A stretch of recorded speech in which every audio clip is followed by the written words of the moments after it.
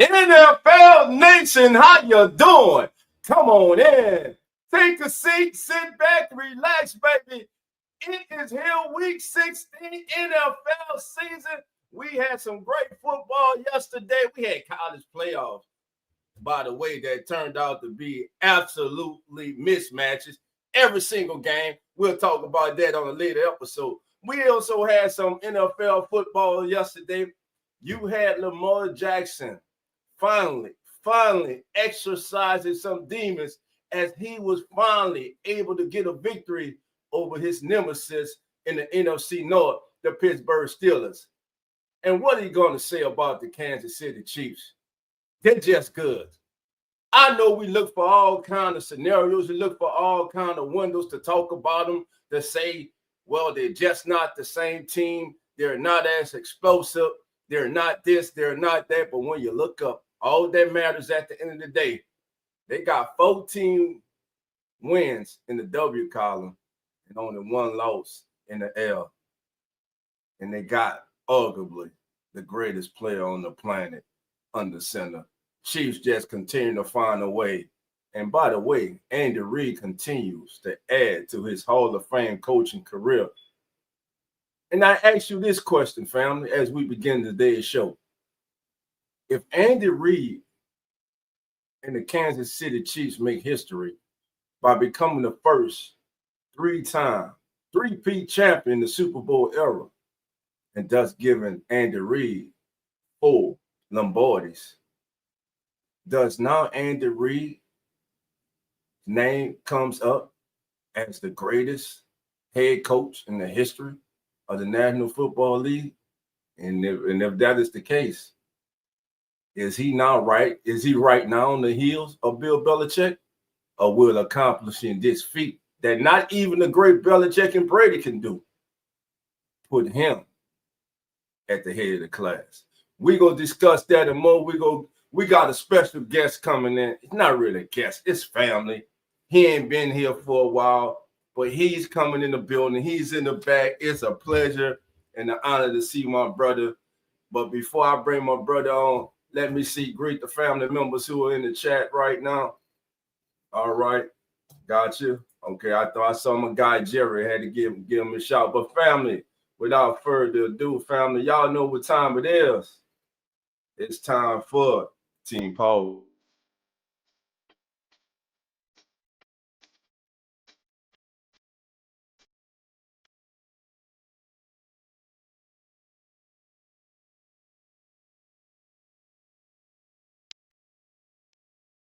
There he goes. He is in the building, baby. Back, baby. It's been a long time. The last time my brother was here, courtesy of Coach Rock, I told you get Coach Rock on your team, Jack. I told you bad thing was going to happen, man. Bad thing was going to happen. Jack hasn't been here since the NFC Championship game. First of all, my brother, thank you for being here. It's a pleasure and honor to see you today, and I hope all is well with you and your family, my friend. Thank you. Thank you. I hope all is well with you as well. It is such an honor, such a joy to be back. I've been busy. I'm back in school, so I've been working away at that. But it is just so good to be back with the family. I'm so happy to be here. So excited to talk football. Loving the changes you've made on the intro. Of course, the Team Pulse music is still some of the best music in the game, too. How's it going? How's it going, my friend? It is good. It's going good, man. Like you say, man, we making some changes. We're evolving. Of course, Jared got a new family member, Jeremy. Beware the Stampede, and they host of Come On In Bills on the Come On In Sports Network. So hey, we're working over here, we're building. And hey, man, we missed you, bro. I like the brothers be like, hey man, where's Jack? Man, where's Jack? I say, man, I reached out. Listen, we got to wait. He go, be patient. He gonna come. Just be patient. You know, like they said, you build it and they will come. Just be patient. Jack's gonna be here. And again, thank you for being here this morning, Jack. It's an honor, man. Please let everybody know where they can find you on social media and all your platforms.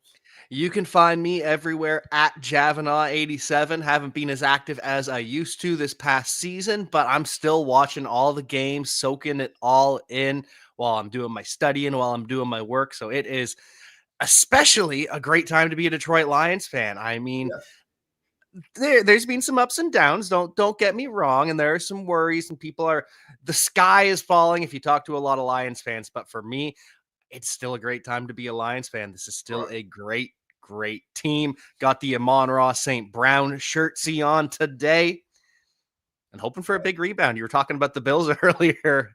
That was a little bit heartbreaking. Now that was an excellent game, though, man. Oh yeah. We had the fortune of live streaming that game last week, man. Really enjoyed it. Right now, man, Josh Allen, and this came out this morning that the guy's been playing with a fractured hand since week 1. Oh wow. So if he didn't have a fractured hand, I wonder what the hell he'll be doing. Yeah, go ahead. He's a unicorn. He's a centaur. He's not human. He's a Greek god that blesses us on the field. There is no amount of hyperbole that you can use when it comes to Josh Allen because it's just all true. Yeah, it is. I mean, he right now, I believe last week he separated himself from Saquon Barkley. I had Derrick Henry as a distant third in the MVP voting. He's having a great season too. But Josh Allen, man, right now he's almost superhuman with the things he's doing on the football field. It's just special to watch the things that he has been accomplishing this season on the field. And like I said at the beginning of the year, they got rid of that distraction. They got rid of that distraction, that me. I need the ball player, and it's all about team playing for each other and brotherhood. And you see what the Bills are not doing. But now the big question is, we've seen things like this before from Josh Allen, but not at this eclipse. But the big thing comes in January in the playoffs is where he has to deliver. His defense has to give him an opportunity, and he has to take full advantage of that opportunity. They got to get it done this season. They have to. And we're being joined by the other host of as the NFL Turns, and he's the host of Uneducated Sports Talk. And yesterday, the man did 3, not 1, 1, 2, 3 college football games. Not really 3, because one he turned off at halftime because he was disgusted. He was disgusted by the one and only Carlos. And hold on, before I go any further, because I don't want no problems. It's early in the morning. Let me give a shout out and a special welcome to my sister. If you want to know how to lay down the bet, just straight up, not over unders, but just straight up. This person, my sister, you see her right there next to Carlos PJ, has an unbelievable record for him. Unbelievable. You'll never believe it. PJ today going into week 17-16 enters with a 367-0 record. Now, has that been confirmed by anyone? No. No, nobody. But PJ said, damn it, it's true. PJ, how you doing? She said, what's happening, y'all? A lady never bets and tells. What's up, y'all? How y'all doing, man? Always good to be back on the show. Yes, sir. Hope all is well. It is. What's up, Jack? Not too much. It's good to be back. Good to see you. Good to see your friend next to you, too, the betting extraordinaire. It's just good to be back with the family. That's all good, man. How are we doing, man? Come on in. I'm about to relax my feet, y'all. Normal guy, how you doing? Thank you for being here. Come on in. Oh, Jack, go ahead and finish your thoughts about Josh Allen, what you were about to say. So, like you were saying, it's incredible. He is a Greek god playing football right now. But as you said, it all comes down to those playoffs. And you almost feel bad for him because he beats the Kansas City Chiefs. He has such a phenomenal game. It's incredible. You'd think he'd be riding high. And the man can't even be excited about it anymore, beating the Chiefs in the regular season, because it doesn't matter. All that matters is January. Can he beat Patrick Mahomes in the playoffs? Can he get to that first Super Bowl? I really, really hope that this is the year for the Buffalo Bills. I really hope they can finally exercise those demons and beat the Chiefs in the playoffs. Right. And let us send out our best wishes Tank Dell, young wide receiver for the Texas, man. The young man battled injuries all last year, and then the unfortunate injury yesterday on the field, man. And it was hard to watch, man. And the emotion that pulled out from his teammates, C.J. Stroud, Joe Mixon, the entire team, man. And for them to go out there and continue to battle, man, when their brother was suffering like he was, man, they ought to be commended for that, man. But once again, yesterday, Kansas City finds a way to win. Again, at the end of the day, when you're looking at this season, 2-3 years from now, you say, damn, the Chiefs went maybe 16-1. No one's gonna care about how they got the 16 win. If they won every game by one, they still won. That's all that matters. Because I know we'll take that in the bayou anytime. But I'm just saying. So with that being said, man, what impressed you guys yesterday about the Kansas City Chiefs? And what is it about this team that continues to allow them to be successful? It seems like in any scenario or challenge that they're faced with. Yeah, they're just such a, even when they're not on their game, even when they're not lighting up the scoreboard like they used to, they're still so good. The defense locks people down. The defense gets after quarterbacks. They can score when they decide to turn it on every once in a while. And I think Hollywood Brown returning is going to be a very underrated piece to this offense. He wasn't at 100%. He wasn't playing all the snaps he would usually play. But just watching him, the new dimension that he adds, he can stretch the field, but he can also get open underneath. And it's not just a one-trick pony like Xavier Worthy. It's not a contested catch guy like DeAndre Hopkins. It's just a completely new dynamic that you have to worry about. And Patrick Mahomes moved pretty damn well for a guy with a high ankle sprain, if, in fact, he does have a high ankle sprain and he's not just making it up. Another one-score game, another dub. Pretty much, they thrive over that.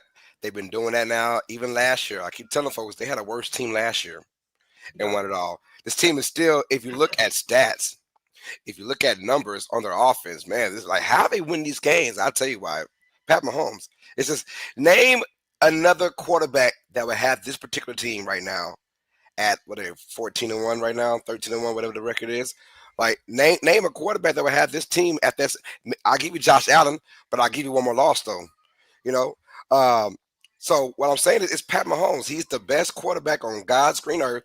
And like Jack said, when the Chiefs need to turn it on, not want to, because if they wanted to, they do it all the time. But when they need to turn it on, they do. They've been in the situation now forever.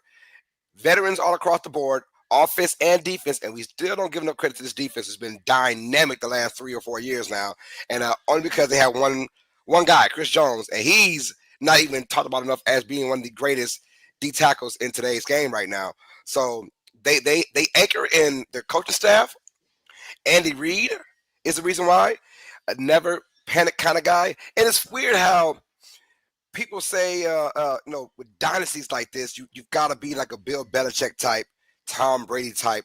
It's all about X and O's and taking it serious. Well, yeah, it's about X and O's, but also the Chiefs have shown we can go on commercials. Hell, we can make our own Christmas movie together on Hallmark and put it on Netflix and still be 14-1 and all about X and O's, man. So it's about the players. It's about what you buy into. The coaching staff has done a great job of this team and saying, hey, we aren't what we are 4 years ago with Tyreek Hill and passing for 500 yards per game. We're not that team, but we're still a damn good team, and we still are a complete team when we need to be.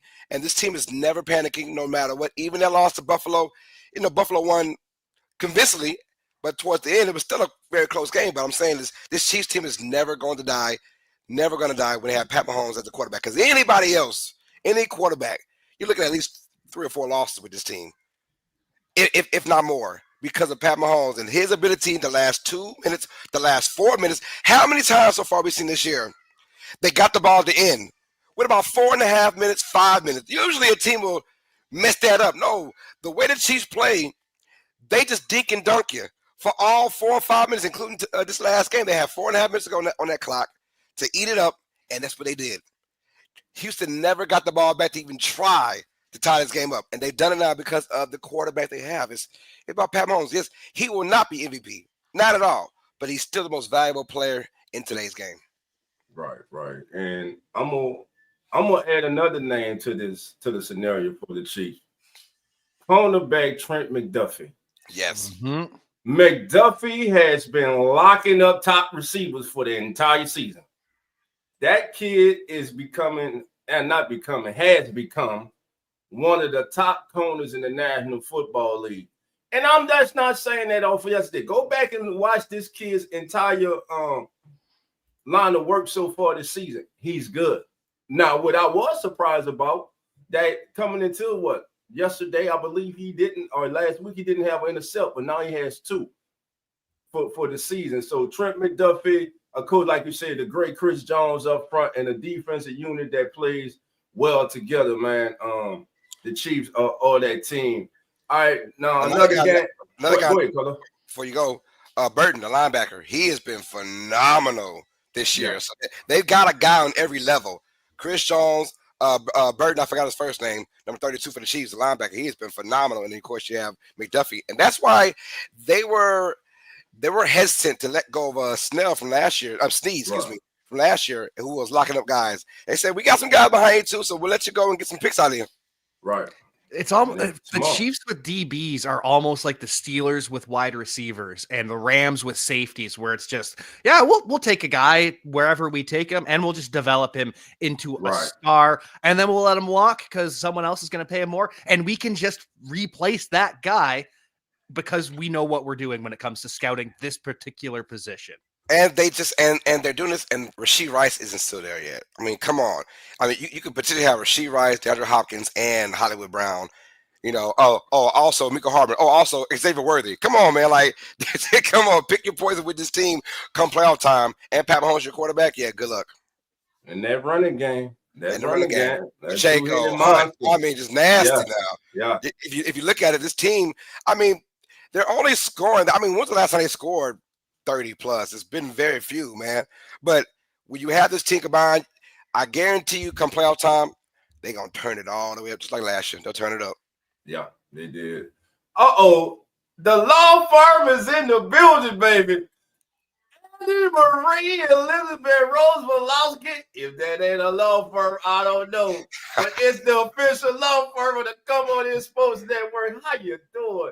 Come on in. Our guys here. Samuel, how you doing? Come on in. Samuel says like, subscribe. That's right. Hit that notification bell. Come on in, Samuel. Thank you for being here. Green Buffalo, Chiefs Kingdom, hashtag. How you doing? Come on in. I say Buffalo, Buff Op. Green Buff Op. How you doing? It's early. I'm just giving people names. All right, man. Thank everybody for being here. Buffalo. Buffalo. Yeah, it's Buffalo. I thought that what he meant. I talked about this at the beginning. Here we go. Finally, we can come on here and we can say Lamar Jackson defeated the Steelers. The Ravens defeated the Steelers yesterday. Now, was it more to do with Derrick Henry and Lamar Jackson, or the ineptitude of the Pittsburgh Steelers offense to make big plays and actually to keep up? I'm gonna go more with it was the Ravens, Lamar Jackson and Derrick Henry. This is why you got Derrick Henry for these kind of games. And I hate when they have this monster of a beast and don't use him, because this guy is capable of having these kind of games, 162 yards on the ground. I mean, he's capable of having that every single game if the game plan is to use him and use him and use him and use him. Right? I get it. There's Lamar Jackson as your quarterback, and you, for some reason, want to make this guy stand out. He's a 2-time MVP. He's already standing out. It's about dubs now. Let's get dubs. We don't need Lamar Jackson to go for 300 yards passing with 5 touchdowns every single game. No, just win. That's all you are. In the playoff time, in the playoffs they have, even without Derrick Henry, they always had a great running game, right? The Gus Edwards and the Worlds were in there back in those days, but always had a great running game with Lamar Jackson as well. And for some reason, they get in the playoffs and they stop using that game plan. Well, now with Derrick Henry there, you have to use that game plan. The Ravens are always a better team than the Steelers, but maybe the Steelers are just a better coaching team, than the Ravens, right? That's Mike Tomlin, and that's why they always had Lamar Jackson's number. Now, this particular game, yes, Lamar went off, Derek went off, and that's good, but it was still a close game, third quarter. Like, it was still 17-17, and the Ravens at the end, pulled away. But you could thank Derrick Henry for that. If they used that method, I've always said, and I'll continue to say, the Ravens are the best team on paper, top to bottom, right? The only time they lose when they beat themselves. They get too cute for some strange reason. Well, this particular team, if they don't get cute, they could run and make a Super Bowl run, right? We'll find out, though. But I like what I saw exercising their demons. This is Lamar Jackson's first time beating the Ravens. I'm beating the Steelers in Baltimore with a crowd, right? So that was good for that monkey off his back type of mentality. And now you kind of have your doorway into the division. It's tied now, and now you just hope, well, who do you think is going to lose one out of the next three? Ravens or the Steelers? I can see the Steelers losing one out of three, and the Ravens can have a clean sweep. But it's up to the Ravens. Do they want it? Do they have the same mentality every game? Because you won't play the Steelers every single game. So can you get up for that every single game to clinch yourself an AFC North Championship? We'll find out. Gotcha. My brother is here. He's arisen. Barely. It's freezing in this house too, man. I'm dying right now. I'm so cold. He done rose like the Undertaker used to do in those matches. I thought it was Saturday, bro. I thought it was Saturday. I was getting a couple of texts, and I was like, man, I ain't looking at this shit. I'm going back to sleep. And I was like, oh, wait, hold up. It's Sunday. Time to get up. Let's go. What's going on, Zach, man? How you doing this morning, my brother? Doing good, man. Yeah, I mean, as far as this game, man, I mean, I think it's 100% on the Ravens. I mean, defense actually showed up as well, which, has been one of the main struggles for them this year. You have Lamar Jackson throw only his fourth interception of the year, by the way, because I did see some people were trying to say nonsense about how Lamar's really not that great. He's not even the best player on his team this year. He's got, I think, 37 touchdowns and now only four interceptions this season. But yeah, exactly what all y'all said, man. Use Derrick Henry. That's why you bring him there, right? Like, he's someone that needs the ball to leave an impact. When you don't use him, you're basically holding yourself back from winning. The best play of this game or this matchup today was Lamar throws the interception. Very next play, you get a pick six. It's something that the Ravens have been needing all year with their defensive struggles, and to see that, it was the icing on the cake, man. They're trying to get ready. A couple games left for playoffs. Right. And speaking of Derrick Henry, yesterday he ran 24 times for 162 yards. He forced 10 missed tackles yesterday, and all those missed tackles he gained 66 yards, both of which were the third most in the game this season. And get this, guys. He has now rushed for 678 yards after missed tackles this season, which is 144 more yards than the next closest player. The addition of Derrick Henry has been very big for the Ravens. Yes, sir. Go ahead, Jack. Oh, he's just been so phenomenal. Both he and Saquon, and you throw Josh Jacobs in there. And I know everyone's talking about it, how these running backs go from bad teams to good teams, and all of a sudden running backs start to matter again. I understand why the Titans let Derrick Henry go, because Derrick Henry's not having the same season with the Titans. He makes the Titans a hell of a lot better, but he's not flirting with 2,000 yards. I think he's dropped out of that race at this point. But he and Saquon aren't doing what they're doing with their former teams. They're still dominating. They're still two of the best running backs in the game, but they go from great to just special, transcendent. What Derrick Henry is doing, what he opens up for Lamar Jackson. And I mentioned it earlier with Josh Allen and the Buffalo Bills. He's got to exercise those demons in the playoffs. Yes. Lamar Jackson exercised some demons against the Steelers, finally beat them, but now he's got to do it in the playoffs as well because he has struggled. He hasn't been Josh Allen in the playoffs where he puts on a light show, laser show, fireworks everywhere, and just loses, unfortunately. Lamar's been bad at times in the playoffs. I think this could finally be the year where he puts on those types of performances. Just depends on if the team wants to join him in a win or if the defense is not going to show up. Chantel, how you doing? Come on in. No, Miles Garrett is leaving the Browns. No, we don't say that. It's gonna be all right, Chantel. It's gonna be all right. It's gonna be all right. Y'all bounce back next season. Hey, you get an early pick. You get an early pick. Carlos would like an early pick. What you, Carlos? I would love an early pick. I would love one. I go Carlos with that. Go for two again, baby. Go for two.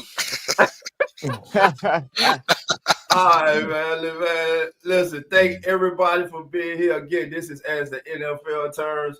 And Thursday's game.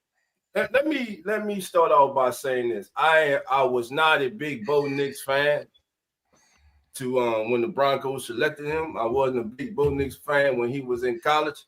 But Bo Nix has been playing great football for the Denver Broncos. And let me just say this. I am still not a Bo Nix fan. Let me see you do it consistent. Let me see next year when everybody got this tape on you. Because right now, C.J. Stroud kind of hit that wall, that Southmore wall. So we'll see. But again, shout out to Bo Nix. The kid's playing great football. And he has right now the Broncos in playoff contention, man. This game Thursday night, I think it was a must-win, more so for the Chargers. I think this is a game that the Chargers needed. And they got behind Justin Herbert, who quietly has been having a real good season for the Chargers without a real bona fide number one receiver. So, Jack, when you take a look at this game in hindsight, what was your thoughts about this game? And what are your thoughts about Justin Herbert and the Chargers going forward? I think Justin Herbert has found that coach that he needed. Trevor Lawrence needs to get his own version of Jim Harbaugh because Justin Herbert has always been fantastic. You've seen the laser show, the fireworks year after year, but there was always something missing, whether it was those turnovers late in the game, whether it was the defense couldn't support him. There just always it was classic Chargers. The Chargers were always chargering and something would go wrong. Now you've got him with his partner. You've got him his Andy Reid, his Bill Belichick for Tom Brady. You've got that pairing. And then Justin Herbert just keeps getting better and better and better. The turnovers aren't there the way they used to. The defense has now picked it up. Unfortunately, since J.K. Dobbins went down, there's no run game to speak of for the Chargers.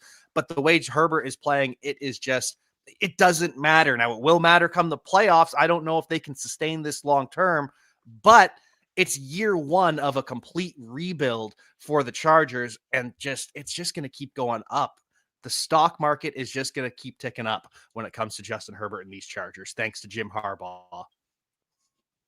And it's been the threat of the running game that has helped them too. You know, when Harbaugh got it, everyone already knew they're gonna be a ground and pound. They're gonna want to set the tempo with the run and let Justin Herbert play off the run. And it's not last night, but Thursday, Herbert used play action on 47% of his dropbacks against the Broncos, and he finished on those dropbacks. He was 12 or 15. For 155 yards on all play action dropbacks. That's courtesy of Next Gen. All right, Carlos, Zach, what was your thoughts on this contest? Well, speaking of Jim Harbaugh and Herbert, I mean, Harbaugh is obviously one of the greatest coaches we have, college and NFL. He did one of the smartest things you could do is he went there knowing he had a really good quarterback, and he embraced them from day one. They're like freaking best friends now, you know. And everything he says about Herbert is positive.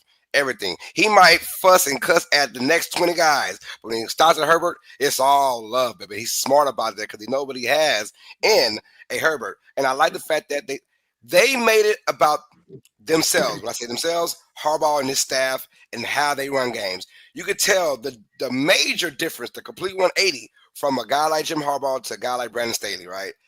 They all bought into this defense. They all bought into slow ball pretty much the first couple of years. And it was crazy when I said the win against the Bengals, I said it was not really smart, but you could set up, Harbaugh said, you know what? It's our first primetime game. Let me show you what I actually have in quarterback. That was like the first game Herbert had threw for like 300 yards the whole entire season, right? And it's almost like I got you on the national scale. Now I'll unleash you, you know. And then we're back on the 1 o'clock time frame again, or the 3 o'clock time frame, I put you back as our number 2 option. Let's run that ball, play good defense, and on third downs convert. I like that. That tells you a great coach from a good coach. Harbaugh's a great coach. That being said, this game, I would disagree with the fact that the Broncos need this game more, because of the fact that if you did lose this game, you're now in a situation where you have to win your next 2, or you might be out the door. Because there's teams like the Bengals that are just hoping for more losses from everybody else. That's the Broncos. So that being said, I think both teams were in dire need to win this game, and the Broncos had their shot 21-10 at one point. Yeah. And before that, the weird rule that happened, and people are saying that's the first time it's ever happened. No, that's the first time it's ever been successful. There was one time about 10 years ago. That rule has been there. I saw a game, same scenario, but the guy missed it from like 66 or 67 yards. Well, and you know who it was coaching that decided to go for it last time? It was Jim Harbaugh with the 49ers. There we go. Thank you. Thank you. I'm about to say, because it was the first time ever. I'm like, no, I saw that like 10 years ago, something like that. I know I did. So anyways, but the guy missed it, whatever. So that being said, this Chargers team is rocking. They were on a slump the last couple games, and you almost thought, man, they got to get to this game too. But both Chargers and the Broncos were both needing to win this game. It felt like a playoff game, and it was entertaining, and it was like a playoff type game. And shame on Amazon Prime. They're smart, though. They got that money. They saw it last year. They said, man, we got all these trash-ass games. Guess what? We want at least half of our damn primetime games to have divisional impact, man. I hate that, because every game now on Amazon Prime is a divisional game on a freaking Thursday. I hate that with a passion. But they said they needed better games, and what better than divisional games, so that was smart by them. All right. Brother BKL Contreras, sport entertainment guy, how you doing? Appreciate it, brother. We gonna keep it up over here. Thank you for being here. Man, let me ask y'all going about this. The NFL, with all this BS about safety, why in the hell we got 2 games on Wednesday night? Christmas. Money. Money. Think about this. All 4 of those teams, Ravens, Steelers, Chiefs, and whoever's in that mix, they're all playing like 11 days, 3 games, 11 days. How is that safe at all? How? That is not safe at all. 16 is playing 3 games in 10 days, man. It's unbelievable. I don't know how the Player Association allowed this to happen. Man. Yeah. I would have said, F your Christmas. I'm not playing that game. That is crazy. That is not safe at all. Unbelievable. And so that brings me to this.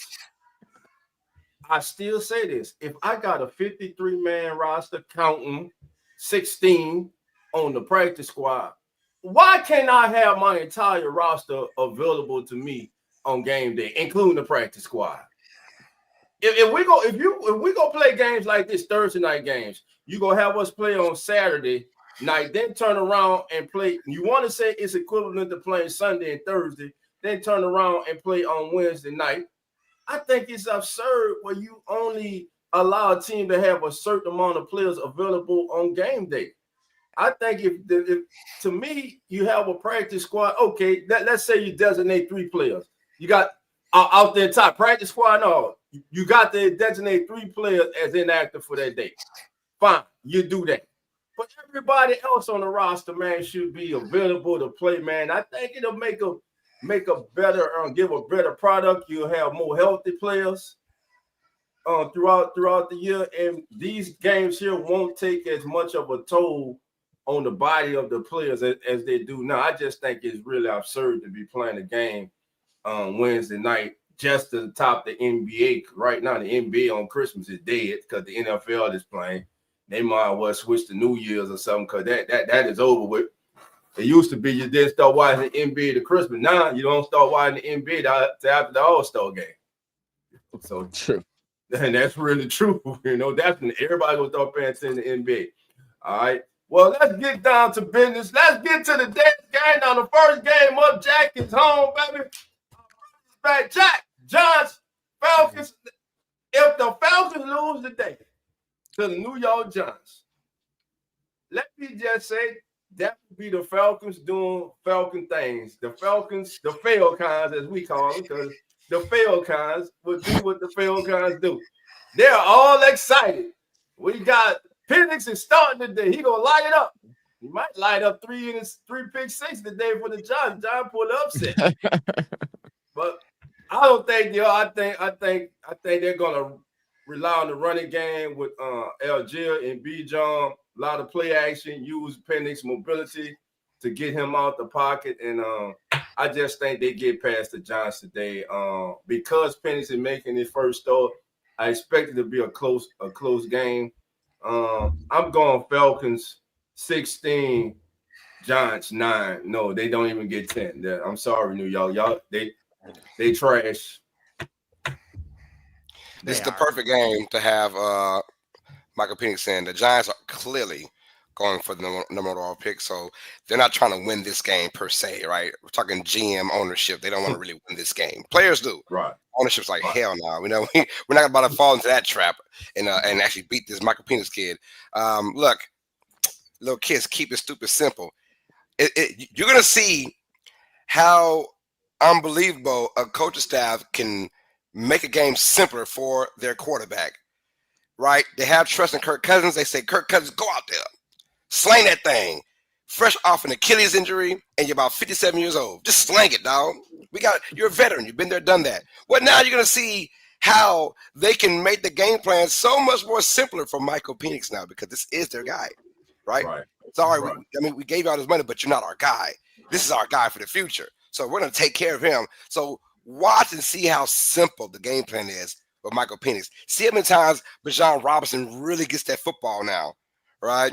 See how many times that Algier will get that football to make it simple. How many times you'll see Kyle Pitts with a 5-yard catch, a 6-yard catch. You see that they'll make it much simpler for Michael Penix, where Kirk Cousins kind of had the keys to the offense and say, just go out there, although you had an Achilles injury from a year ago and you're 57 years old.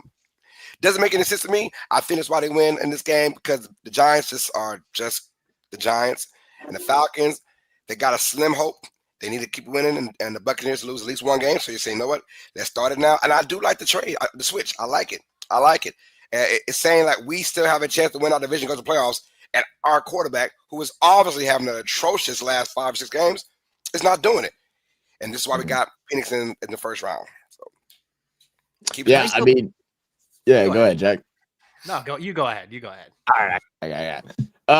Yeah, I mean, dude, we talked a lot about the Penix moves and stuff like that, and now it's even more funnier that he's taking over the starting role. I mean, we're sitting here, we've all kind of expected, but we thought it'd be next year, maybe the year after Penix gets a little time, learning under Kirk Cousins, learning the systems, going into the NFL and stuff. But the gameplay has been so atrocious, and it's such a weird place that the Falcons in, just like you said, one game behind for the Buccaneers, to where now they're moving on to the rookie quarterback to bring the thing home. It just shows how truly bad and awful Kirk Cousins have been. I mean, they should have lost last week, and it wasn't like they were up against a great opponent. He had, I think, in the last 4 games, it was like 8 interceptions, 0 touchdowns. Those are mistakes that veterans like the 57-year-old shouldn't be making. Carlos cracked me up with that one.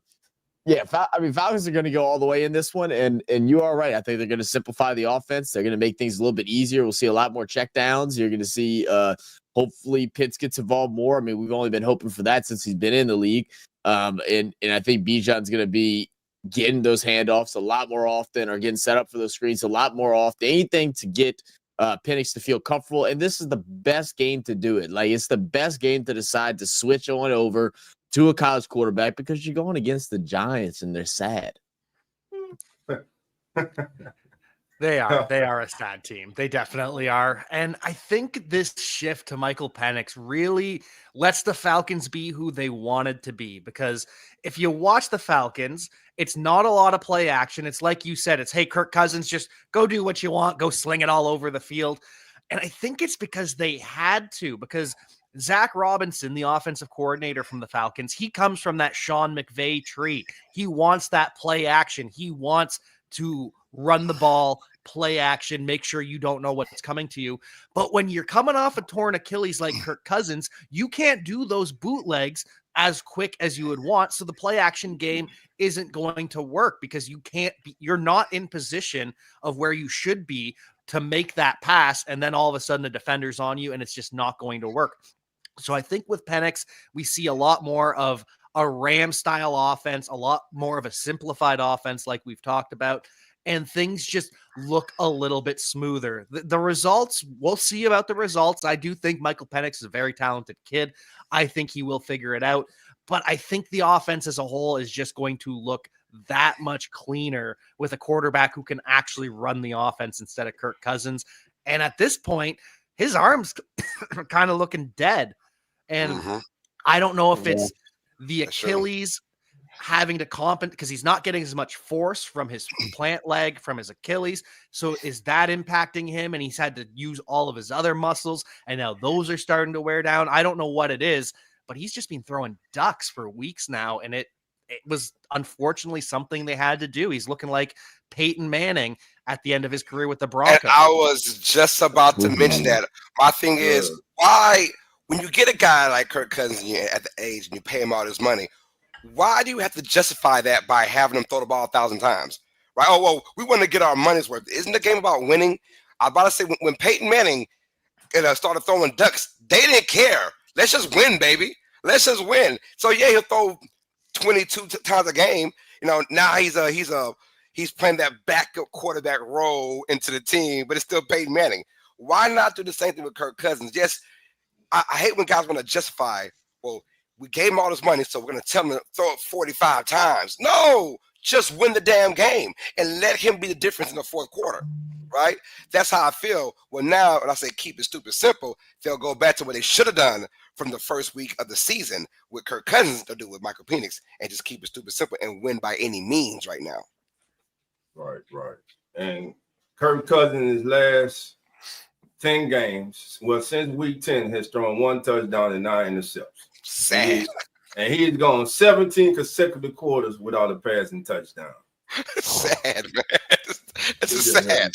Now, we all know the Giants are just pathetic this season, too. But someone who has not been pathetic is rookie wide receiver Malik Neighbors. Right now, Malik Neighbors has 90 receptions through the first 12 games of his NFL career, only trailing former LSU Tiger and New York Giant, recently released wide receiver Odell Beckham Jr., who had 91 through his first 12 games. Well, hell, Odell had Eli. And we don't, who the hell has Malik Neighbors had? Daniel Jones. Who else? Tommy DeVito.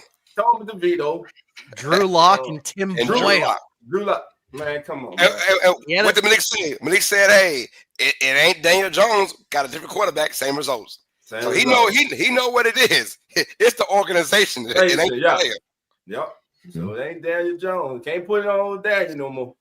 All right, family. Here we go. Cardinals, Panthers. Must win for the Arizona Cardinals against the pesky fighting Carolina Panthers, who despite a loss last week, let me just say this. I think the arrow's perking up for the Carolina Panthers. I think they're headed in the right direction, and good things are ahead for the team. Ugly because they're finally getting decent quarterback play from their young quarterback. And I think the future is bright for the Panthers right now in a division that will be wide open once again next year. Well, I'll tell you what, it'll be another 2 years before they're a favorite again. Because the one time they were a favorite, they got mollywopped by the Cowboys. I picked that right, by the way. But still, you did. But that being said, you're right though. In all, the last month and a half, they look pretty damn good. They look competent. I use that word a lot. They look like they belong. Bryce Young looks like he belongs now. Because at first I was like, this kid. I mean, the first game of the year, this year against the Saints, I was like, I watched it live. I was at the game. I was like, this kid don't belong here. He doesn't belong here. He belongs in a semi-pro league right now. It looked that bad. But as far as the Cardinals go, they got to win this game. I'm sorry. They're only favored by 4.5. They've got to win this game, though, because you're in that NFC West. It's still kind of crowded, but you got the Rams kind of taking their way and kind of running it now. But if you're the Cardinals, look, if not the division, at least the wild card, you got to maintain that. You cannot lose this kind of game. But you're right, the 12 o'clock time in Carolina, and it's sunny outside, and it feels kind of like, the Panthers they have nothing to lose, and now they feel a lot better about the quarterback. So I doubt they're trying to tank for a QB because they want to try and get weapons around. So I think Carolina's going to play this game tough. I'm going to go with Carolina and win this game. Close. Okay. Carolina. All right, Zach, who you got? Yeah, man. Look, it's an absolute must-win for the Cardinals. They're looking at 2 divisional games coming up to close things off after this one, and they're the 2 that they're going up against. They got the Rams and the Niners. It's going to be a tough end to the season.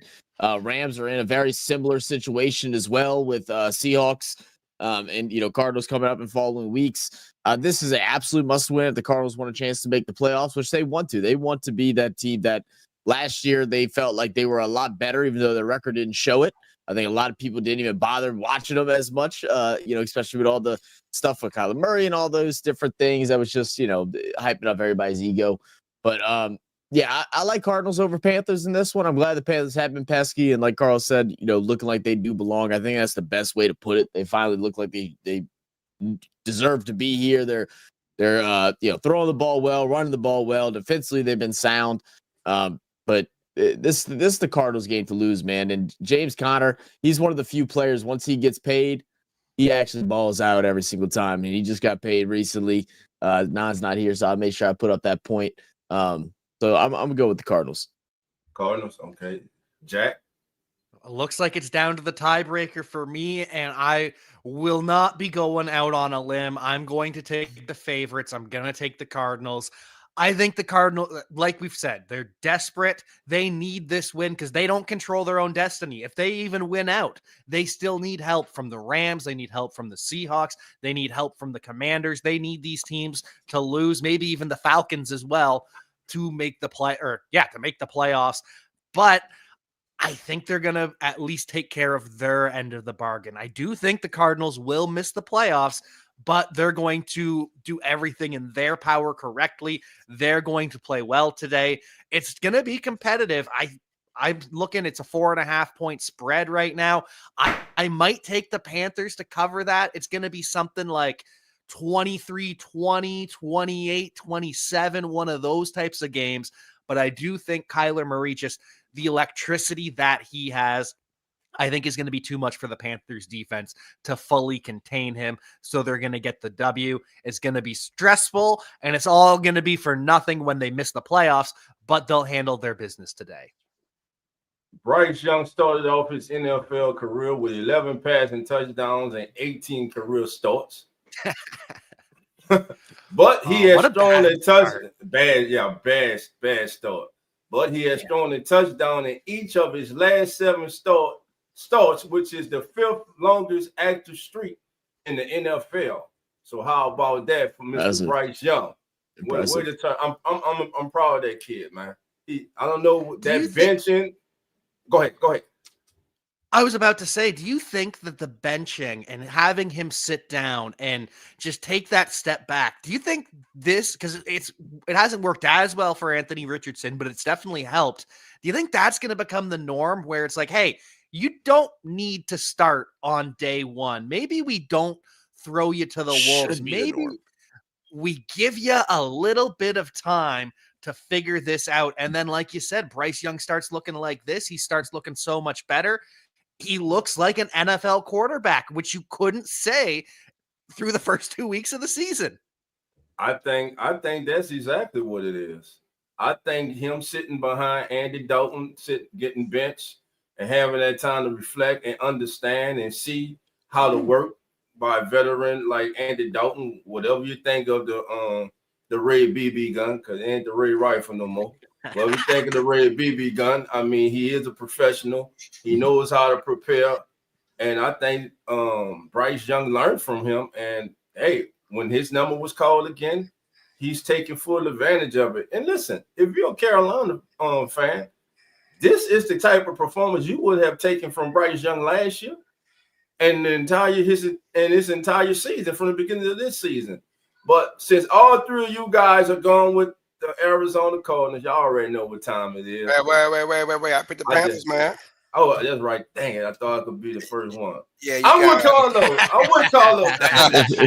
I'm going with Carlo. Arizona guys. I'm going with Carlos. I think because every time I picked the damn Cardinals this year, they kicked me in my head. So I'm going with the Panthers today. Panthers over Cardinals right now. The Cardinals are 10th in the NFC in the playoff. They're still in the hunt, but like Jack said, they need so much to happen for them to make the playoff. And we're going to take a look at that in a minute, but let's get on through. Uh-oh, here we go, Jack. Rebound. Let's go. Win this Cindy. Lions Bears. My question right now is 4th down and 1 for the Lions from their own 27-yard line. The Bears are up 7. No, the Bears are up 10-0. Will Crazy Dan go for it from his own 27-yard line? I'll answer for you, Jack. Yeah, a resounding yes. You know the answer. We might not agree with it, but we know the answer. I heard that it's good analytics is what I heard. I heard it was good analytics. when it works, it does. Yeah, when it works, it's great. When it doesn't work, it's the worst thing ever. A lot of the time, it does make sense. A lot of the time, I do agree with him. Like against the Packers, when he goes for it to end the game, basically say, hey, we're not going to give you a chance to get the ball back. Love that. Because even if it doesn't work, you still got a chance to hold him. You still got a chance to win the game. But when it comes to in your own territory, like they did against the Packers, I don't love that, but it's Dan Campbell being Dan Campbell. And I don't know if you guys heard him on the radio this past week after losing to the Buffalo Bills, talking about how they got too comfortable. They got used to eating champagne and caviar and these filet mignons, and they forgot who they were when they had to eat moldy bread. They were awful. They were scrapping for every win.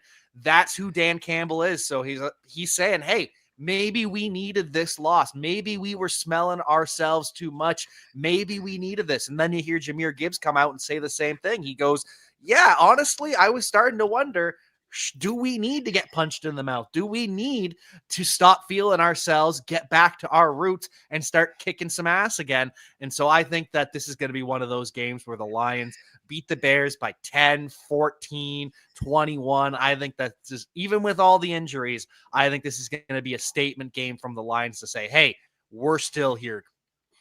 I mean, I like all that rah-rah talk, whatever, but the Bills was a better team. They're probably going to win it. If you're healthy, you're probably going to win that game. I just feel like, but I think Dan Campbell had it on his calling card, like the next time we lose, I'm going to say this. Like he was ready for that, moldy bread. I mean, I get it, man, but the Bills are a really good damn team. So, I mean, there's no shame in losing, and you don't have a defensive back here right now because everyone's gone.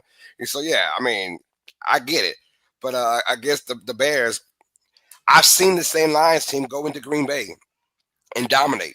Now, it's a little bit colder, but the opponent's a little bit weaker. So, give me the Lions again to win this comfortable. Like Jack said, I got the Lions winning, I'm going to say, another one 24-14 kind of games. Give me Lions. Let's go. I hate that statement, though. We needed to lose. I'm like, no, we don't. No, you just got beat by a better team. You need to lose. This franchise been losing for what? Before the last 2 years? 60 years, man. There's been enough damn losing.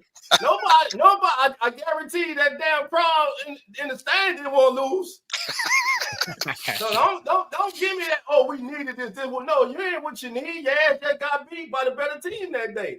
Shit, just say that. Oh, this is what we know. You didn't need this. You got our play. You got our coach. It's just that simple.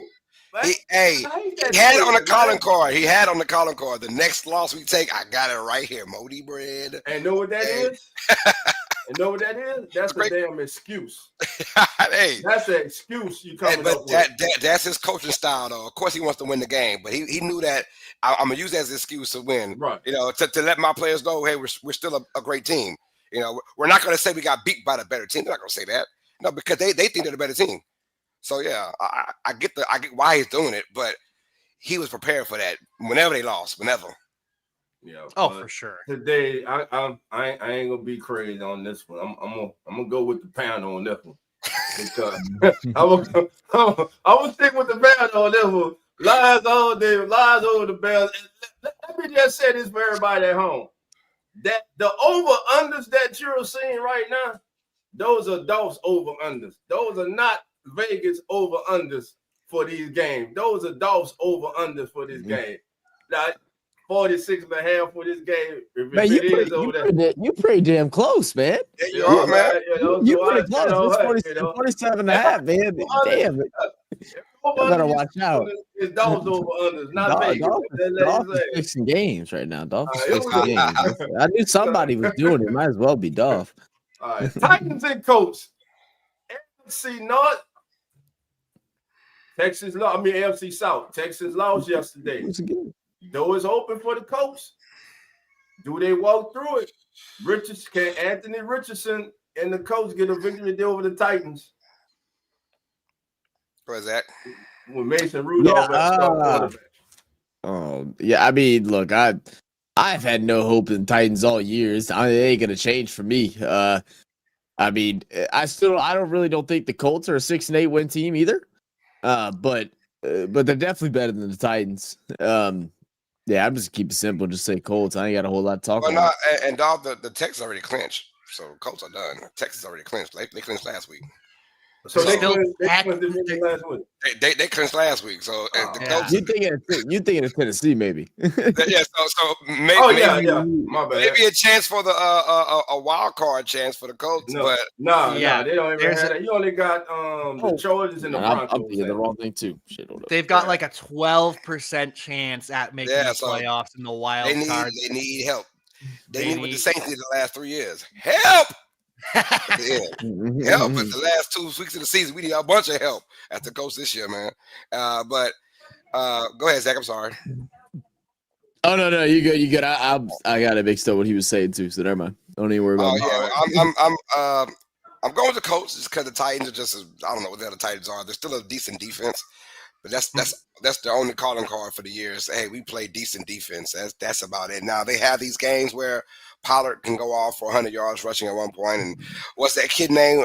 Nikhil Westbrook. He has like 12 catches for the year, 8 touchdowns. You know, that's about it going for them, man. And I don't know what they want to do, but I know for damn sure they get the quarterback next year. That's it. So the Colts have got to win this game. You got Richardson. I'm not going to say a coming out party, but I think Richardson has a great game this day, and he's the reason why they win. Yeah. So right now the AFC West is on pace to have 3 teams in the playoffs. Yeah. Wow, who would have thought that at the beginning to see? Now, so there are really 2 spots available in the AFC. Now, in the NFC, you got 4 playoff spots still available right now.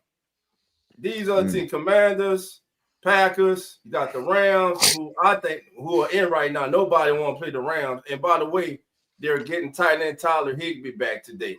He'll be back. So they continue to get healthy at the right time of the season. Seahawks, of course, in that big game today against the Vikings, they have to win. They're right outside the Falcons on their heels, and they're the Cardinals at 7-7. And we're not going to worry about the last 3 because they're not making it. Cowboys not dead yet. We're not going to do that. We're not going to do that. Now next week they 7-8. I might start talking about them. But, all right, so here we go. Let's get to the next game. Okay, so we all pretty much gone with the Colts in this one. And by the way, speaking of Anthony Richardson, man, Anthony Richardson has the worst completion percentages in 2024 since 2011. I'm gonna give everybody one quick guess. Who do you think had the lowest completion percentage in 2011 as a starting quarterback? 2011. 2011. Jake Locker? Right now he's on college. He's a college football studio host. He's one of the greatest college quarterbacks to play. He actually won the playoff game. Tim Tebow. Anthony Richardson has a 47% completion rate. Tim Tebow had a 46.5. Oh my God! And you wonder why John Elway was quick to go with Peyton Manning, regardless of the success Tebow had. Yeah, arm shot or not, still. I mean, hey, there there are folks in shambles, boy. When he dropped 10-2 like a bad habit and got Peyton Manning, they was mad at him. He's like, y'all crazy. All right, here we go. And really, man, listen. Aaron Rodgers, I'll say this shit every week. God damn it, just do everybody a favor and go your ass away. Man, I'm not even a Jet fan, and he frustrates the hell out of me. Each and every damn week. This team is not supposed to be sitting in the position they're in right now with Aaron Rodgers. You got the damn head coach fired after showing them up on Monday Night Football. You got the damn new GM. You got all these damn retreads that you done got the Jets to bring into the building, and your ass still is losing. Even though you won last week, well, what you on the 2? They call it a win streak 2. 2 games, not a win streak. It's 3. You just won back-to-back games. You won 2. Ain't no damn win streak. But that's how damn pathetic it is. And you got one of the greatest quarterbacks ever to play who's clearly on the downside of his career. I done got fired up over Aaron Rodgers' ass. Rams gonna go in there. They gonna beat the hell out of the Jets. The Jets supposed to be Super Bowl defense. Y'all ass ain't been doing what you supposed to do this season either. Sauce Gardner, I don't hear your ass talking this year or none of that. So Wilson, I don't hear you talking. So with that being said, the Rams, y'all know I like how I feel about McVay. The Rams are getting healthy. Higbee comes back today. The Rams will go into MetLife today and spank the Jets' ass. I'm going with the Rams 31-16. Yeah, I said it. If you're a Jet fan, you know I'm right. You know I'm right. Hey, I agree. I don't know about the ass kicking. I think the Jets making it somewhat of a special game a little bit. But the Rams are just going to win this game. Uber focus. You can say, hey, I know the message is, y'all, this is not a trap game. This is not a trap game. This is not a trap game. If we handle our business, we take care of business, we get the dub easily in this game. But this could be a trap game. You're on the road. You're in cold New York. But last time we saw the Rams out there in a cold environment, like a month ago, Stafford had his best game of the season. He went off. Him and Nakul just went crazy in that game. So, yeah, I like the Rams to win. That defense has been awesome this year for the Rams and as of lately. And they'll frustrate Aaron Rodgers again and get a dub, man. And the Jets are just, no, Aaron Rodgers is playing for his replacement, pretty much. That's just what's going on. That way. Yeah, I like the belt to ass thing, Dolph. I'm kind of with you on belt to ass. Let's go ahead and tear up the Jets, bro. I mean, make them restart again. They basically been restarting their whole life. I found out yesterday one of the family relatives of Skylar's family during a Christmas party is a Jets fan, and I just apologized to him. I felt like I needed to donate something. I don't know. It's Christmas, but donate something. The Jets ain't getting nothing for Christmas, bro. They ain't getting nothing for Christmas. Give me the Rams. And this coming from a Saints fan. In my family, I knew exactly what you're talking like the Jets have not been in the playoffs in 14 years, man. I can't even. I'm a Saints fan. That's just too damn much. 14 years. That's too damn much. Like, come on, man. I've been a fan since '99, so I mean, I wasn't part of that. I wasn't part of that, man. Back in those days, I'm '99, so we missed our fair share, but I mean, we kind of balanced it out with the ones we went to. But damn, 14 straight years. With top 10 picks. With top 10 picks every damn year. That's what I can tell you, Carlos. It don't matter what you pick. That's the only example. That's the only example. The Jets are the only example that they just cannot get on their own asses, even with Aaron Rodgers as their savior. Okay. What about you, Jack? Oh, yeah. It's got to be the Rams. It's got to be the Rams. I do feel as though Aaron Rodgers is trying to make sure the Jets don't have a high enough pick to replace them. I don't think he's going to be back with the Jets. I think the Jets move on either way. Manipulating that shit. Exactly. He wants to be, well, if you're not going to bring me back, then I'm going to make sure that your life sucks for the next year because you're not going to have a quarterback. So, no, I'm not going to be. I think he's back in the NFL. I don't think he's back with the Jets, but he just wants to. It's like when, was it David Culley with the Houston Texans? And he said, okay, or no, it was Lovie Smith with the Houston Texans. Lovie Smith. When he said, hey, you're going to fire me and you're not. I'm not going to give you a gift of the first overall pick. So go ahead, fire me. We're going to win this game. I'm going to make sure that you don't get the first pick. And it worked out because they did get CJ Stroud, but it wasn't supposed to be that way. And that's what Aaron Rodgers is trying to do. Right. So everybody pretty much we all going the rounds in this one. All right. To me, this game here should have been in the 3:00 window. On the why it's a noon kickoff. It's a big game. I don't understand NFL. Bad scheduling. First of all, the Commanders have to be the team with a winning record. They're yet to be the contender. They're yet to be the team with a winning record. They're at home. This is a big game. First game was pretty close against the Eagles also in Philly. Today, can they get the job done at home? Jack, I'll start with you. Can the Commanders pull an upset over the Eagles? I'm really, really hoping so, because it would help the Lions out a whole lot. I do think the Lions win their final 3 games. I think they beat the Bears. I think they beat the 49ers, and they beat the Vikings, so it doesn't matter. But it would just give me that little bit of extra good feeling, that little bit of extra cushion if the Lions are now a game ahead of the Eagles. So I'm rooting for the Commanders. I really, really hope they can get it done, but I don't think they do. The heart wants it. The head says, nah, the Eagles are going to get the W here. Jaden Daniels and Terry McLaurin, last time they played the Philadelphia Eagles, I think he had 1 reception on 2 targets, completely shut down Terry McLaurin. And the defense has just gotten better since then with Cooper DeJean and Quinyon Mitchell stepping up. So I don't think the Commanders can do it. I think the Eagles do win a close game, something like 23-17, 26-20, something like that. But unfortunately, I get heartbroken and the Eagles do win. Zach. Yeah, man. The Commanders need to learn how to protect their damn quarterback, man. Like, how you allow, what was it, 7 sacks, 8 sacks last week against New Orleans Saints, who have been struggling to get to the quarterback all year? That ain't a good look. That ain't a good look at all. And they're going against the Eagles right now, where you got a Jalen Hurts who's been, called out by his teammates, called out by the crazy Philly fans and stuff like that. So he said, okay, you want to talk back? I'll show you what I do. Last week, throws over 300 yards passing, like 3 touchdown passes, got both his top 2 receivers with over 100 yards receiving and touchdowns.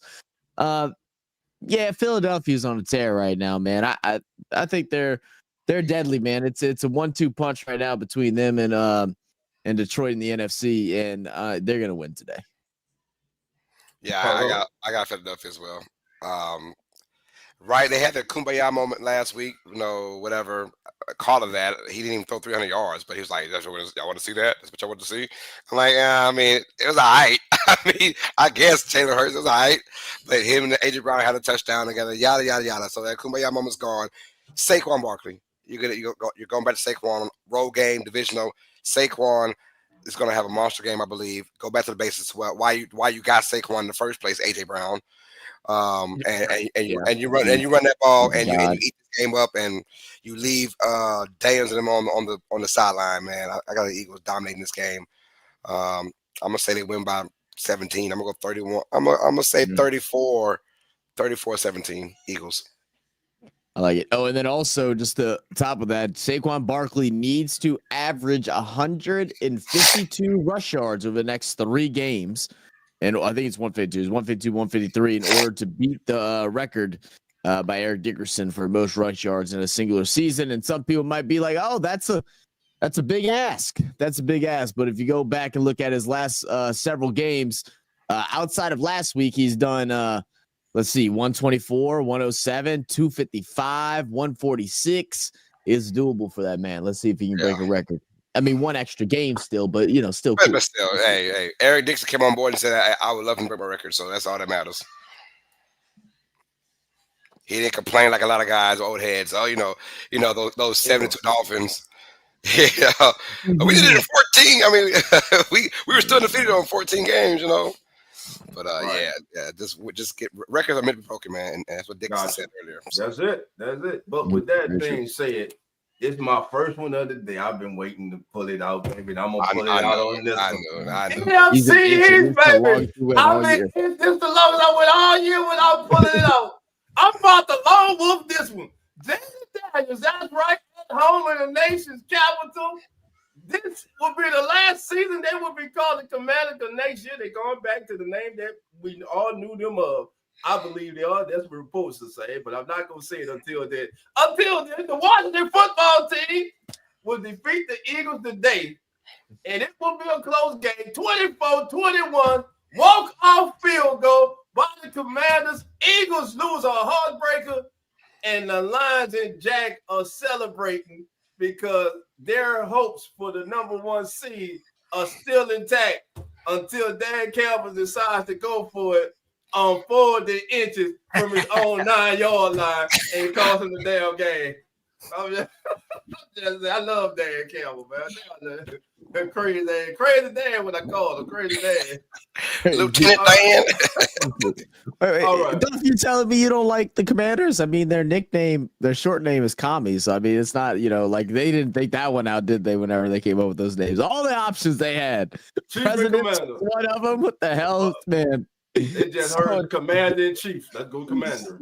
I like the Monuments, but that was just me. That's why I thought they'd go Monuments, but the Monuments. Yeah, I think it's just a football team. If you want to be honest with your football team, at least it was different. I don't know. Hey, football team felt good though. Yeah, I like it. Football, I was like, it felt good for me too.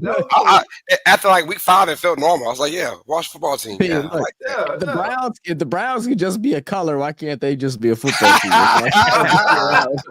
For real, that's good. And the sad part is, it's not even their color. It's the man's last name. Yeah, for real. Man, last name was Brown, and he made his team called the Browns. That's some arrogant stuff right there for you.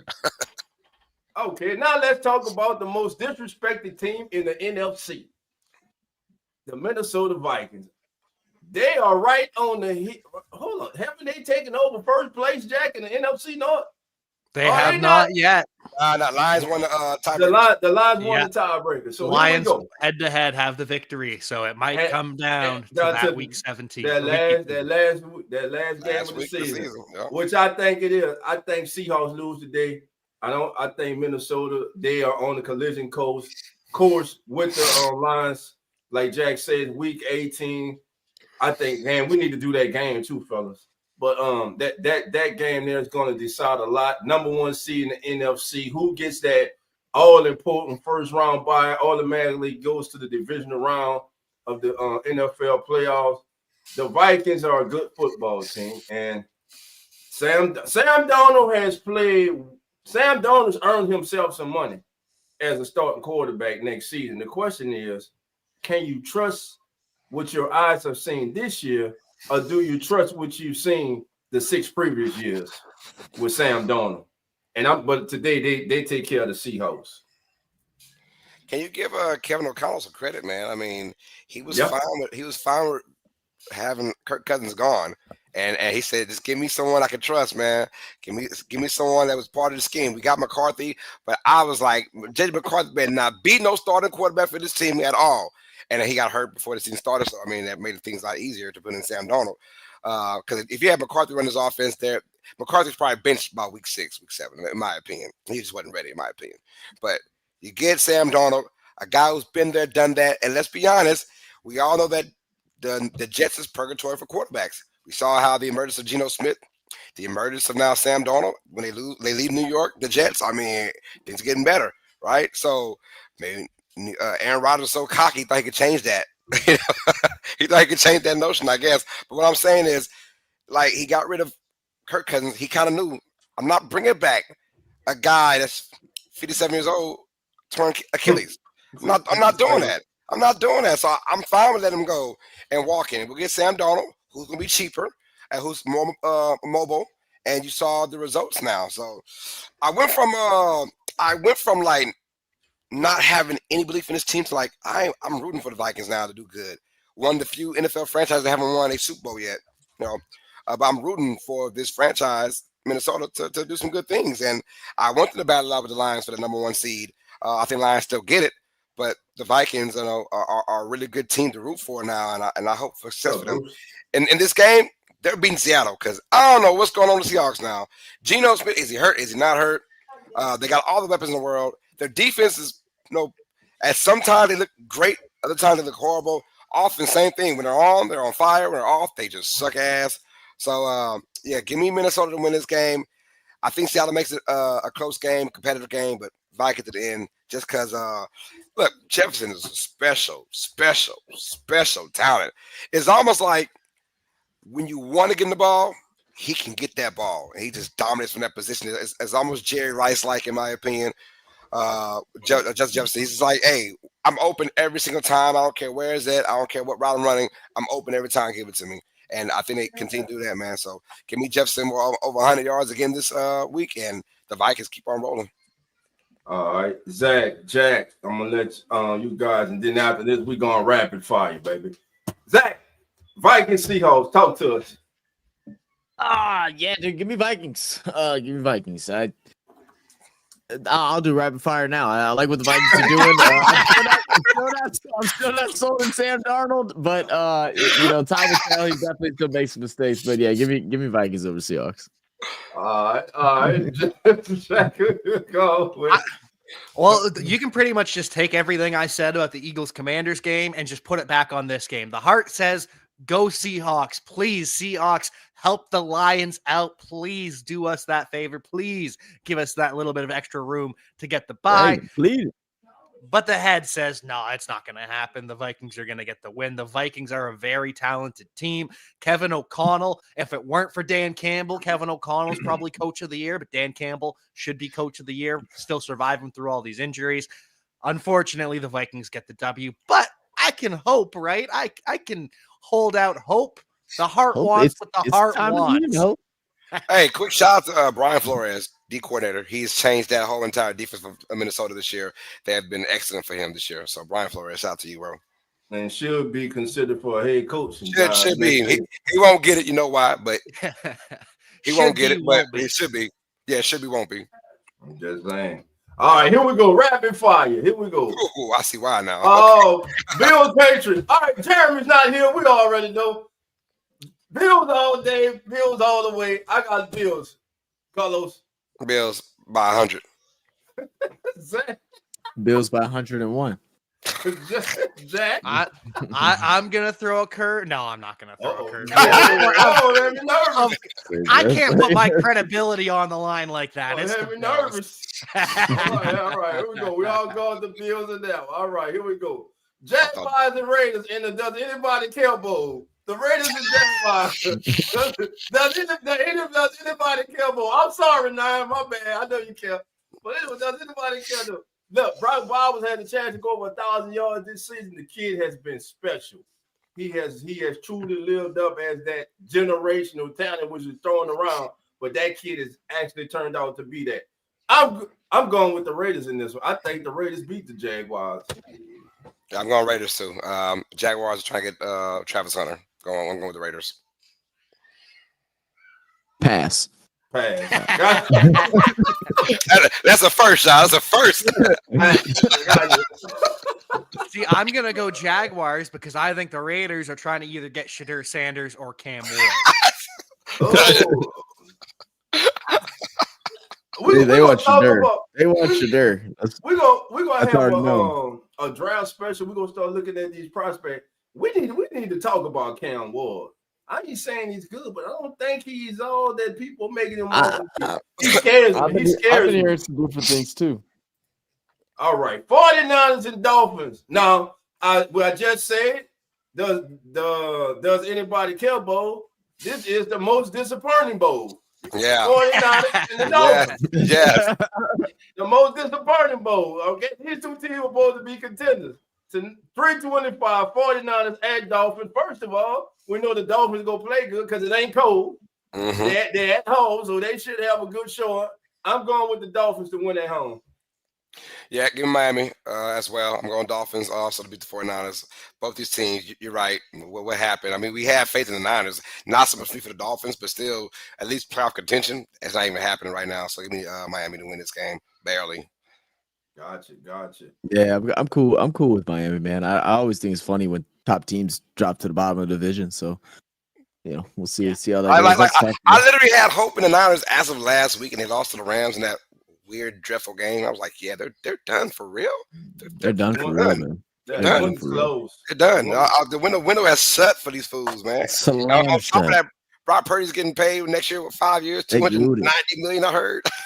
Debo's get- They shut the window. They painted over the seal. Everything. You ain't getting through that bitch. It's double enforced, bulletproof, all that. They're done. All right, Chantel, go ahead and long wolf the Niners then. I'll see you. Hold on, Jack. Who you got, Jack? Yeah, Jack, I got the what Dolphins. up? I got the Dolphins too, and part of that is my own biases. Again, going back to the Lions 49ers next week. If the 49ers lose today, they're officially out of the playoff race, and that just adds to the help of the Detroit Lions, a dejected team, a team that has nothing to play for. I'd rather play that team than a team with a 2% chance of making a playoff still fighting for something. Right. All right, so everybody but Chantel. Chantel's the lone wolf. She's lone wolfing it, baby. Chantel, you the lone wolf on this one. Oh, I get it. I got a lone wolfing for you. Oh, a lone wolfing for you, Chantel. There you go. All right, here we go. Sunday night football. Everybody, listen, the millions and millions of Cowboy fans all around the world, they are saying, Dolph, we're back, baby. And once we beat the Buccaneers tonight, baby, we'll be 7-8 and in the thick of the race for the last spot in the playoffs with Cooper Rush as the quarterback to lose in the wild card round. But that being said, 49ers, Buccaneers have to win. Falcons are right on their backs. Falcons, of course, play the Giants, so predict they go win. But if the Bucs stumble against the Cowboys tonight, you can have a tie at the top of the dreadful NFC South. So the Bucs, Cowboys tonight. Cowboys get their second win at home tonight over the Buccaneers. Cowboys 23, Buccaneers 19.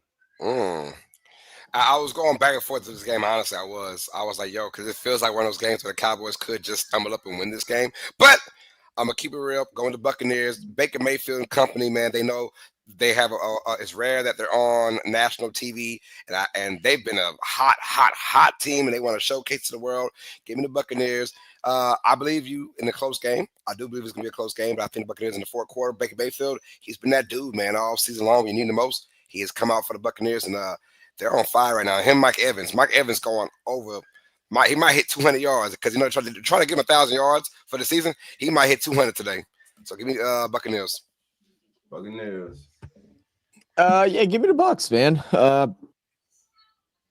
Wait, who's playing at home? Who's the home game for?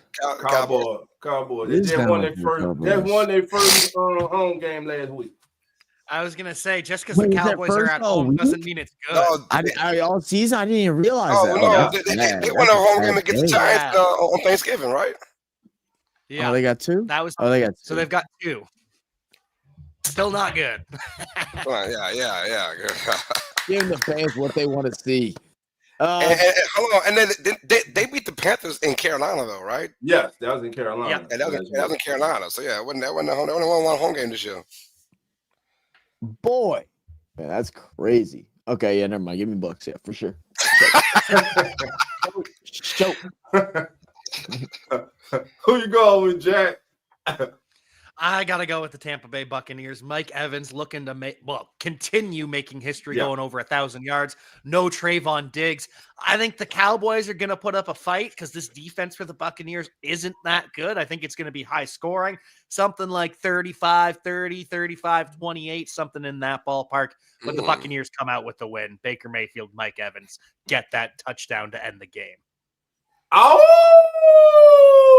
Long wolfing it, baby. Once again, Cowboys, they're going to let me down again. They're already feeling it. But anyway, let's go. Yeah, that. Oh, my God. Speaking of letdowns. Speaking of letdowns, a perfect segue for me, Carlos, and Zach.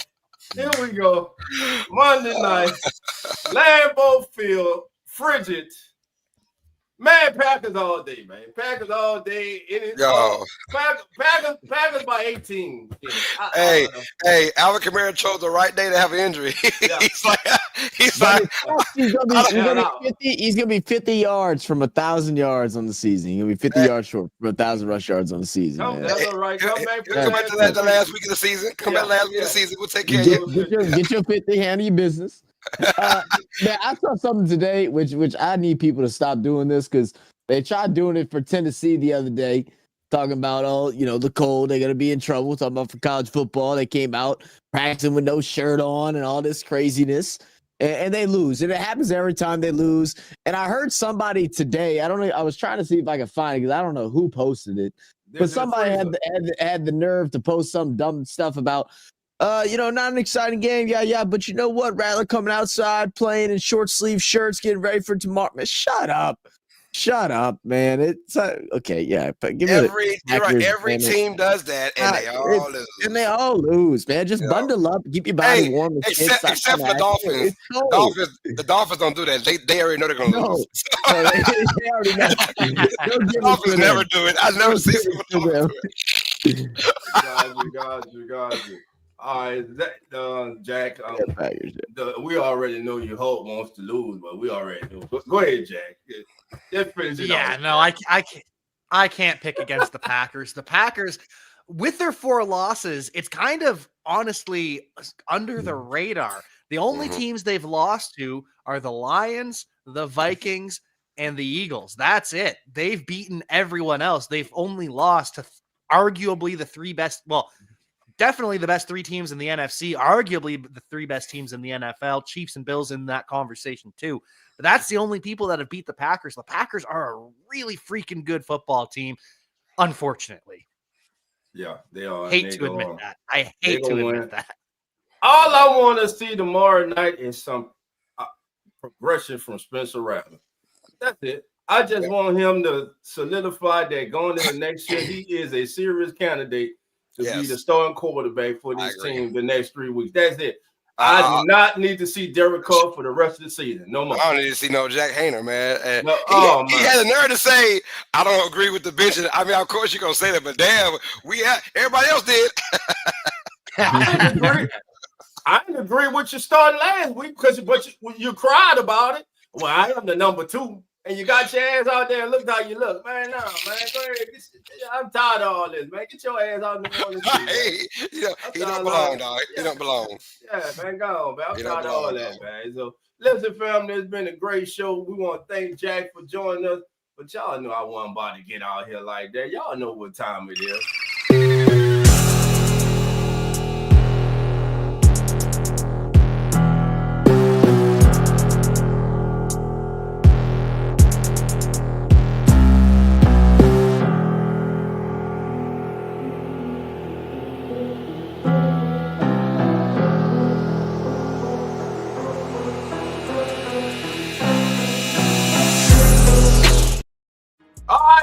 Here we go. You know what time it is. It's time for Straight Baller. Who is your straight baller for the day? Well, I'm going to the nation's capital today because my straight ball is going to bounce back today. Last week, he had only 46 yards on the ground.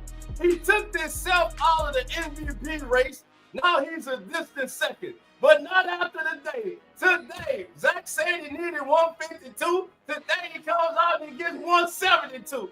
That's right, Saquon Barkley is my straight baller of the day in the NFL. Zach, who you got, baby?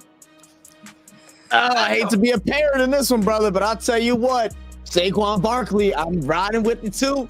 Barkley needs to break the record. I like to see him do it if there's going to be any chance for us to get a non-quarterback MVP. This is the only way, and I want to see it. Saquon Barkley, give me like 175 yards, 2 tutties, balling. Let's go. Yo, I'm taking it all the way to Alice, Texas. That's right, y'all. Alice, Texas, because there's no D with the Cowboys because Mike Evans about to go dumb. 200 yards, I'm calling it. 200-yard receiving, a couple tutties. Mike Evans, my straight balling player of the week, y'all. All right, Jack, who you got, baby? All right, for me, it's got to be Jahmyr Gibbs. No David Montgomery. He is out. Jahmyr Gibbs lost his best friend. He's going to have a tribute game.